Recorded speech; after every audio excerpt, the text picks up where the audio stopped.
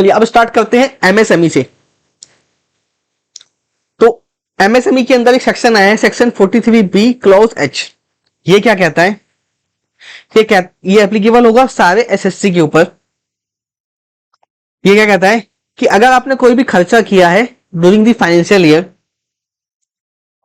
आपने कुछ भी मटेरियल एमएसएमई से खरीदा है और उसका पेमेंट आपने स्पेसिफाइड क्रेडिट पेमेंट पीरियड के अंदर नहीं किया, जो कि लेस देन और इक्वल टू 45 डेज हो सकता है मैक्सिमम, तो इस केस में क्या होगा, आपका जो खर्चा है वो उस असेसमेंट ईयर में डिसअलाउ हो जाएगा और जिस ईयर में आप पे करोगे उस असेसमेंट ईयर में उसको आपको वो मिलेगा। ऐसा क्यों किया गया है? ताकि एमएसएमई जो छोटे उद्योग हैं उनको अपना बिजनेस चलाने के लिए बहुत लंबा क्रेडिट ना देना पड़े, उनको अपनी पेमेंट टाइम से मिलती रहे।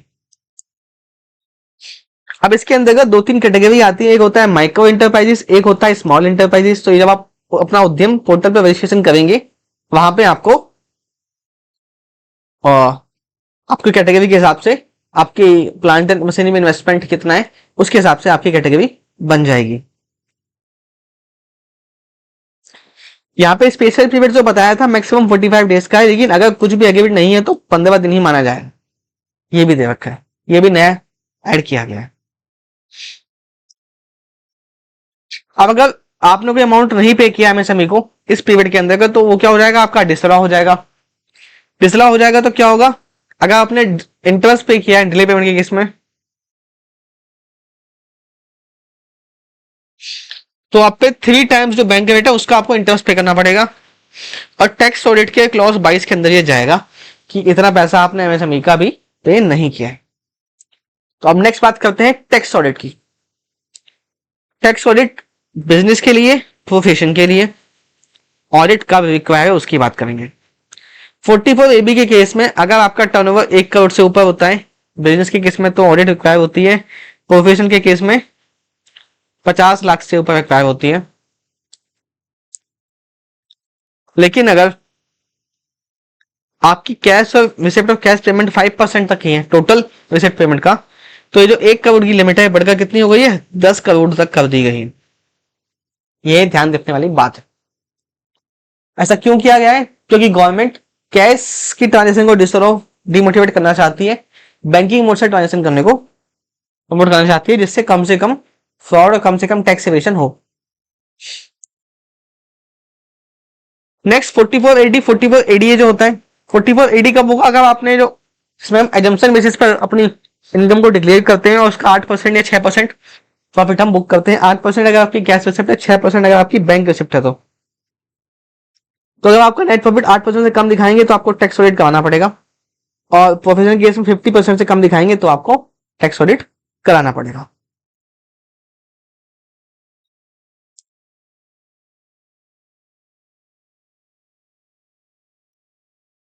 अगर आपने 44AD का बेनिफिट लिया है तो पिछले 1 साल ले लिया, तो आप 5 साल तक आप उसको विड्रॉ नहीं कर सकते। 5 साल तक आपको उसके अंदर ही डिक्लेयर करना पड़ेगा। नेक्स्ट बात करते हैं 44AE की।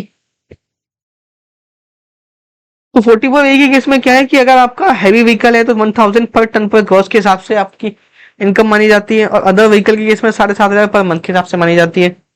तो अगर 10 से अदर ट्रक है और मिनिमम इनकम दिखा रहा है नहीं दिखा रहा है, उससे मतलब नहीं है, टैक्स ऑडिट एप्लीकेबल है। अगर 10 से कम है और वो मिनिमम इनकम दिखा रहा है तो एप्लीकेबल नहीं होगा, मिनिमम इनकम नहीं दिखा रहा है तो टैक्स ऑडिट एप्लीकेबल हो जाएगा।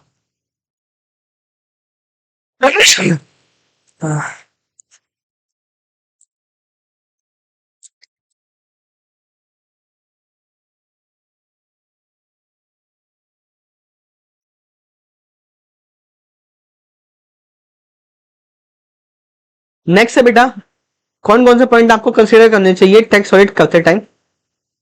तो आपको पैन कोड करना चाहिए सारे इनवॉइस और सारे बिल पर जहां पे ट्रांजेक्शन 2 लाख रुपए से ज्यादा की हो। अगर आपने कोई भी कैश में पेमेंट किया है तो 10,000 रुपए से ज्यादा नहीं होनी चाहिए, section 40A sub section 3 clause 3 के हिसाब से।